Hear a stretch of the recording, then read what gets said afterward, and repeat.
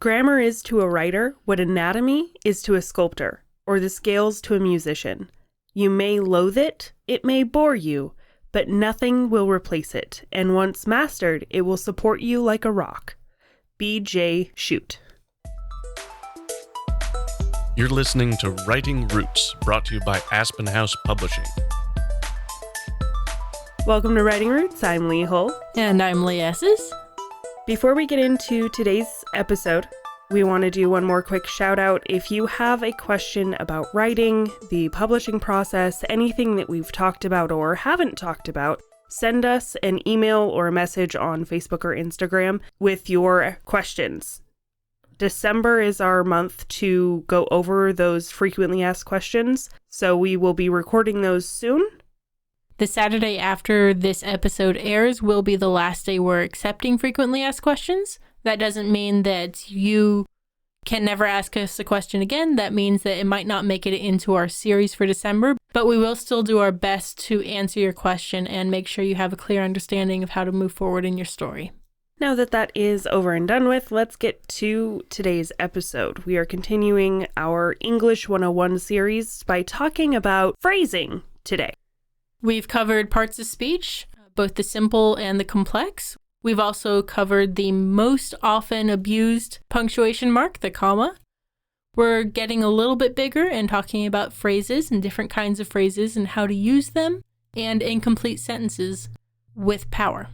So what exactly is a phrase?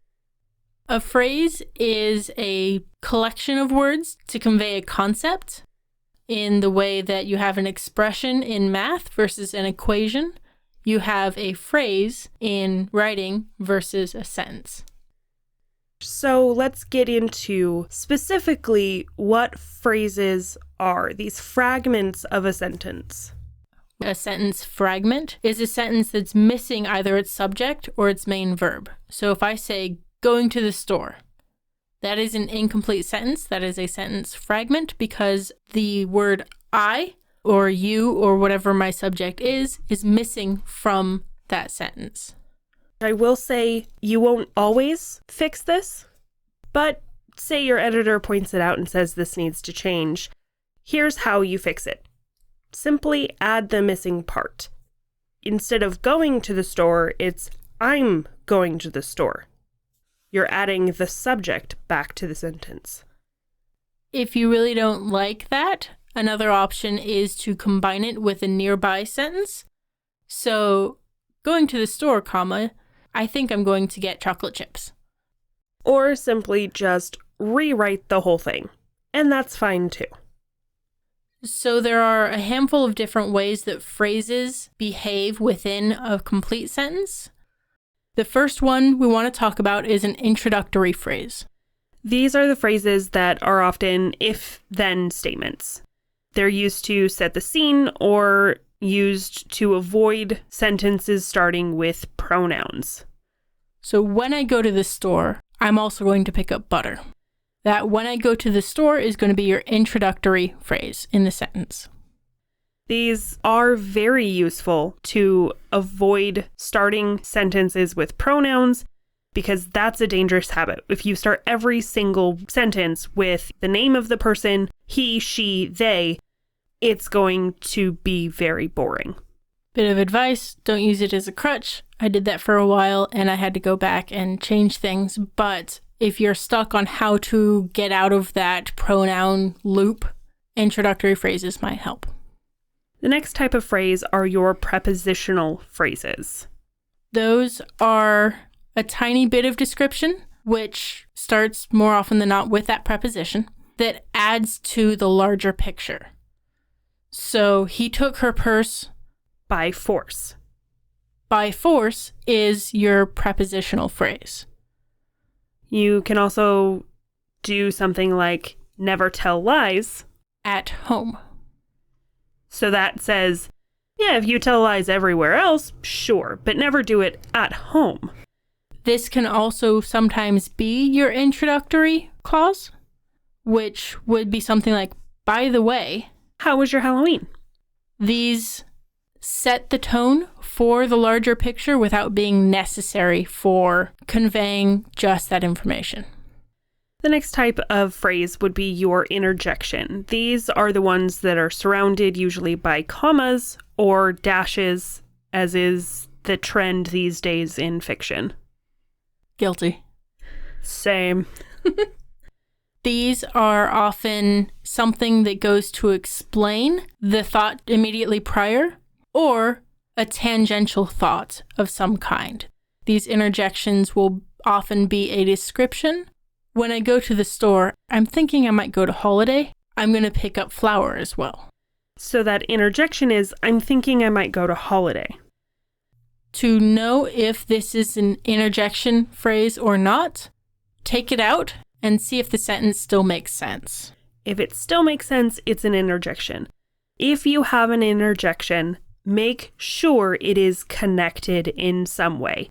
It can't be some random thought that has no bearing on the rest of the sentence, because then it's just confusing. And we have mentioned dialogue tags. They are useful and they are a part of a sentence. If it's a completely different sentence, you have a period at the end of the quote, and then she slapped her forehead, or whatever the action is. Leigh and I are both big fans of action tags rather than dialogue, he said, she said type tags. So we've said a couple of times that you need to learn the rules before you break them. And there is a good way to break nearly every rule we talk about. So don't have incomplete sentences. In our writing, there are so many places where incomplete sentences are necessary. These are some of my favorite ways to include the audience in the moment. This allows your audience to fill in the rest of the sentence when you don't have to. We talked last episode about using commas in place of an omission. Your incomplete sentences work the same way. Your audience is filling in what you're leaving out.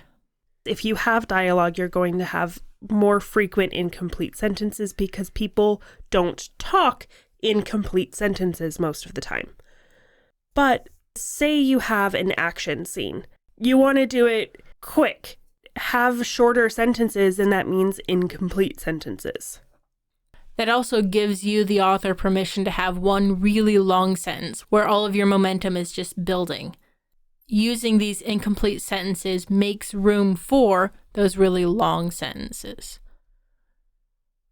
So some of the most common incomplete sentences you're going to see have just a verb. Go.